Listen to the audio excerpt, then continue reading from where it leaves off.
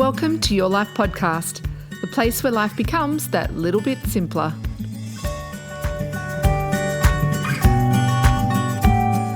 Thank you for joining me on the Your Life Podcast. I'm Angela Lockwood, and in this episode I'm interviewed by Luke and Susie of The Luke and Susie Show.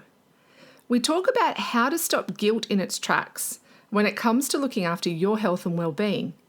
You see, too often we see taking time for ourselves as either selfish or as something that we'll do when we have the time. However, the problem with this is when we're not looking after ourselves, the people we love and the people we work with get the tired, cranky version of ourselves, and therefore no one wins. So guilt plays a really big part in why we do not take the time, and it needs to stop. In this episode, I'll show you how to notice when guilt is taking over and how to stop it in its tracks.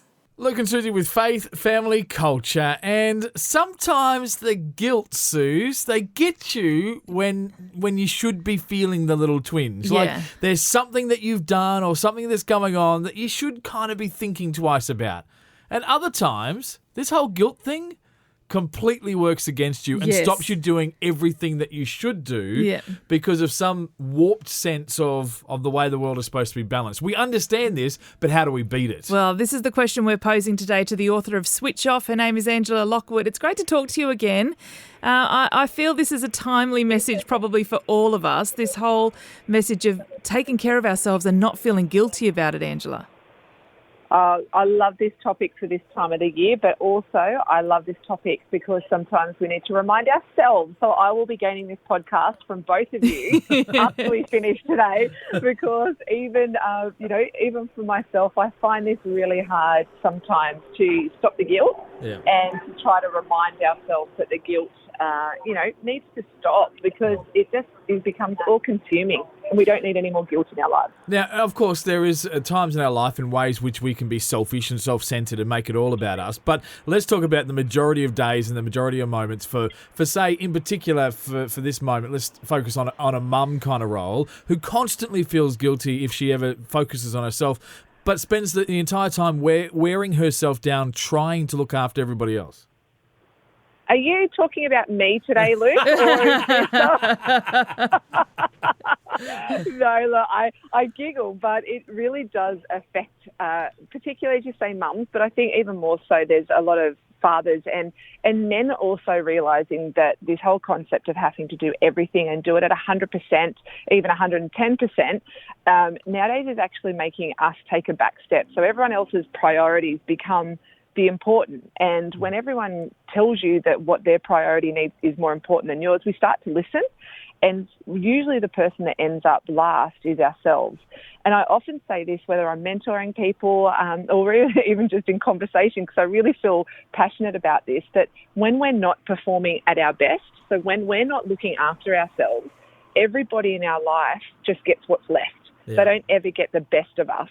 So if we're tired, if we're cranky, if we're feeling overwhelmed and we're not looking after ourselves, then the people that we love and the people who really want the best of us get, the dregs really. They just get the tired, unhappy and really just sad version of us. And we don't want to give that to anyone else. So if we really care about those people around us, we'll take the time to focus on ourselves. Yeah. All right, so we're going to come back with Angela Lockwood in just a moment. Angela, I know that this is equally for you as it is for anybody else, but you're the one who's the expert. So you've got to give us the how to actually get through and push through the guilt boundaries, the theory of it, so how we can try and put it into practice. You up for the challenge? I am totally up for the challenge. All right, we're going to do this next with Angela Lockwood, the author of Switch Off, and this is such an important thing to break through, getting rid of the guilt when it comes to taking care of yourself. Luke and Susie with faith, family, culture, and this whole concept of getting rid of the guilt when you're taking care of yourself, a message that many people need to hear. And it's quite funny, Angela, because when we talk about this whole guilty feeling, it's not just that you don't look after yourself when you're feeling these guilts. Often, you never communicate to the people that are important that there's even an issue or things out of balance, that your needs aren't being met. And I remember the one fight I had with Susie where I actually said something that stopped her in her tracks. It doesn't happen very often.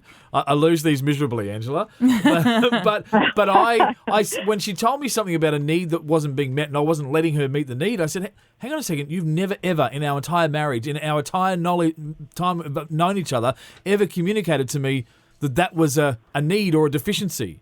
How am I supposed to know that? If I knew that, I would have actually done this, but I never knew.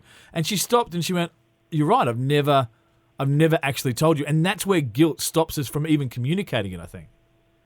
And that is the number one. You've just hit the nail on the head, that communication is really important when it comes to not feeling guilty. And there's two sides of the communication here. One is about really being clear to other people, so whether it be a loved one or a family member or even just your work colleagues, about being really clear around what is it that I need right now so that I can give my best to you. You know, what is it that really is going to top up my energy stores or help me to think with clarity or be more productive? If people don't know, then they don't know. Yeah. If we don't clearly communicate to people, people aren't mind readers. They can't make up what they think you need. And it's one of the really big downfalls in relationships that don't work or don't flourish, is the lack of communication. So if we can be clear and go, you know, when I'm tired, what I actually need is not to come to bed and then have to, you know, fulfill your needs. What I actually want to do right now is to sleep because I am exhausted. Or, you know, what I need right now is not to go and visit friends on a Saturday night. I just want to chill out on the lounge with you and have a cuddle. Or whatever it is that you need in your relationship. Obviously, that's personal relationships. At work, it could be something as simple as, you know, right now I need to concentrate. So putting headphones on to show people that it's actually that time where you need to get things done. And it's a subtle reminder that you are in focus time. And that's not about being guilty. It's just being really clear and communicating what your needs are. So, Luke, that is absolutely number one. Getting clear on communication. Yeah. And I did also say that there's two sides of communication. One's to other people. And this is a really important one for listeners. It's actually being clear to yourself around what your own needs are. It's such an interesting one. Our guest at the moment, Angela Lockwood, the author of Switch Off, you say that being clear to yourself, even if you don't actually even know, but being honest with yourself to go, there's something not right here. I don't know what it is, but I'm going to look. Right. I went back to the gym on Sunday, first time ever. It was in 18 months since having a back injury. And I went, I really need to do this. I could have stayed at home and I could have, you know, made brekkie for the family and, you know, lounged around on a Sunday morning. But I actually thought, no, my body right now needs to get back into, you know, stepping up the intensity of exercise. So Sunday morning, 8 o'clock, I got up, I left. Do you know what happened? I felt amazing. I came home. Everyone was still alive. You know, the kids were fed. You know, hubby was happy. Life continued because, you know, I think we build up these ideas that if I do something for myself, no one will cope. You know, if I take that hour out of a time out on my own, what will happen to everybody else? Will everyone else's lives fall apart? And you know what? It doesn't. Everyone continues. Everyone's still happy. And more importantly, you have done something to top up your energy stores.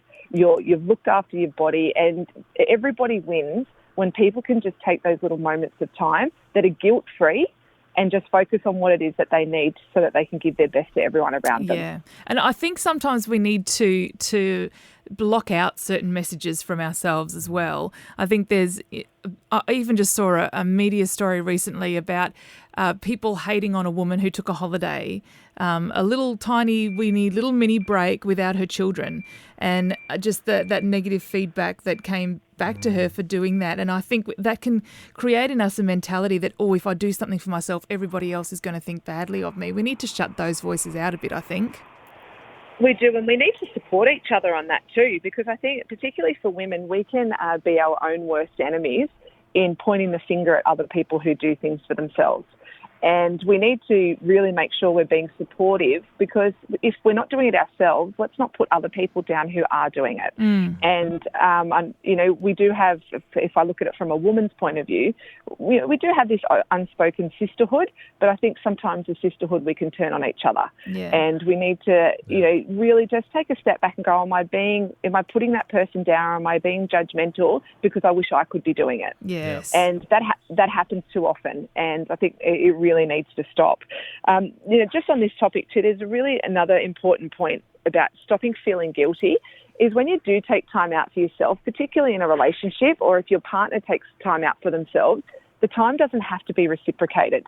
So what I mean by this is if, you know, somebody goes, let's say your partner goes for a surf, They go for 2 hours in the morning. It doesn't mean that they owe you 2 hours in the afternoon. And I think I see this in relationships as well, when the relationships start to falter, it's, well, you've taken time for yourself, so now I need to take time for myself too. And what happens with that, it becomes this to and fro of payback almost. And the one thing we don't need payback on is payback to look after ourselves. It's just not, we don't need revenge on time out, people. What we need to do is just encourage and be really aware. And this is where it all comes down to communication, being clear on what it is that you need right now, and also including the special people in your life to go, this is why I need this time out. And that's where guilt starts to disappear, because it's not a reciprocated time of payback. It's actually just, I need this right now so I can give my best to you. Yeah. Excellent. Good Brilliant message. Reminder about making sure we do take care of ourselves and we don't feel guilty unnecessarily about that. Angela Lockwood, she's the author of the book Switch Off. It's just such a valuable resource, that book that you've put together, Angela. Thanks so much for your time. Thanks for having me, Luke and Susie.